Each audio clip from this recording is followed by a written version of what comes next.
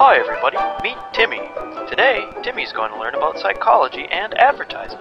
Psychology has always been an essential component of advertising. Advertising's main functions are to inform, persuade, and influence. Today, we'll be focusing on persuasion. One of the most widely accepted models of persuasion that is often associated with advertising is the elaboration likelihood model. The elaboration likelihood model, otherwise known as the ELM, is the theory identifying two ways a communication can be persuasive: the central route or peripheral route. The route which is taken is dependent upon the abilities of processing and the motivation of the receiver. That's you, Timmy. Let's spell it out for you, Timmy. Here is the central route. This is a direct route of persuasion that appeals to logic and involves a great deal of thought. The central route is associated with high involvement. Involvement is how much time, energy, and other resources you are willing to put into the process. How much attention do you want to put into it, Timmy? Let's say you really want a new car, and you see an advertisement for a car on TV. Because you really want a car, you are highly involved. Now you are more likely to listen to that commercial. Because a car is an expensive investment, it has high perceived risk, which is defined as potential for loss in the pursuit of a desired outcome. By way of the central route, you will look at the facts and use logic to make your decision. It is more effective when the facts and arguments are more believable, and then you will buy that car, Timmy. This route often leads to more permanent attitude change. Remember, Timmy, this is a dual process model. Dual means two, Timmy. Let's look at the alternative, the peripheral route. In this route, the receiver, that's still you, Timmy, does not think carefully about a communication and is influenced instead by superficial cues. Examples of these cues or gimmicks include an emotional story, bright colors, sappy music, or an attractive speaker. Low involvement is associated with the peripheral route because the message content becomes relatively unimportant and ignored.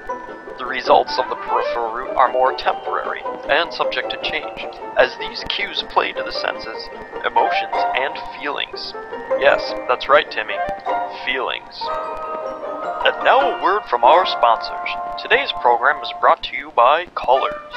Colors, colors, colors, the most important and effective aspect of advertising.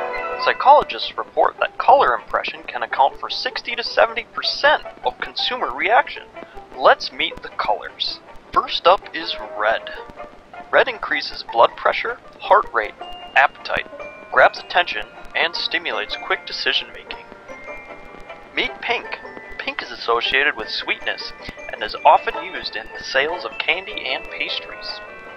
And then there's orange. Orange causes people to feel energetic and is often found in fast food restaurants. Prolonged exposure to orange can make one become very aggressive. Up next is yellow. Yellow is the first color processed by the human eye, so it is often used to draw attention. Say hi to green. Green is a relaxing color often found in hospitals. In the current trend to go green, it often represents things which are environmentally friendly and natural. Let's welcome blue. Blue is the most popular favorite color among adults. It is often used to sell jewelry and is the color of loyalty. Blue can also add a nauseating effect to food. Purple, come on down! Purple is one of the most difficult colors to produce. It is often associated with the royal, rich, and luxurious. And next we have brown. Brown is favored by men over women and often used to represent that which is natural and of the earth. Brown represents solidity and strength. And here comes black. Black represents power, sophistication, and formality. It's used to make other colors pop and a preferred color for type for increased readability. And finally there's white. White represents cleanliness and purity to many people. White can also imply simplicity, newness, and high technology. And next time you need to advertise, remember what colors can do for you. And now back to Timmy and his feelings. You see, Timmy, your feelings have a huge impact on how you're persuaded and how you spend your money. The ultimate goal of advertising. Feelings can also be referred to as affect. Affect occurs rapidly and involuntarily in response to a stimulus, like advertising. There is positive affect, such as joy, hope, or pleasure, and negative affect, like anger, fear, and shame. These strongly shape your behavior and risk perception, Timmy. And did you know advertisers often rely on the affect heuristic to predict how you might respond to an advertisement, as well as your corresponding behavior? Well, Timmy, I sense your confusion. Let me define that for you. The affect heuristic refers to decisions that are determined by affective considerations, such as our feelings of like and dislike, or good and bad. It basically works like this, Timmy.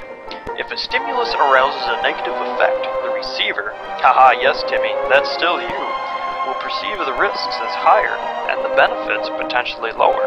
Conversely, if the stimulus yields a positive effect in the receiver, Timmy here will judge the related risks as low and the benefits higher, and increase the chances you will buy the product. This is why advertisements often contain positively charged emotional images and slogans, as well as the basic factual information. The amalgamation of these elements work through the central and peripheral routes. Do you see that, Timmy? How I brought that back around? And that is how psychology in advertising works. Since we've come full circle, it seems it's time to say goodbye for today. Say goodbye, Timmy, and join us next time to find out what else Timmy can learn.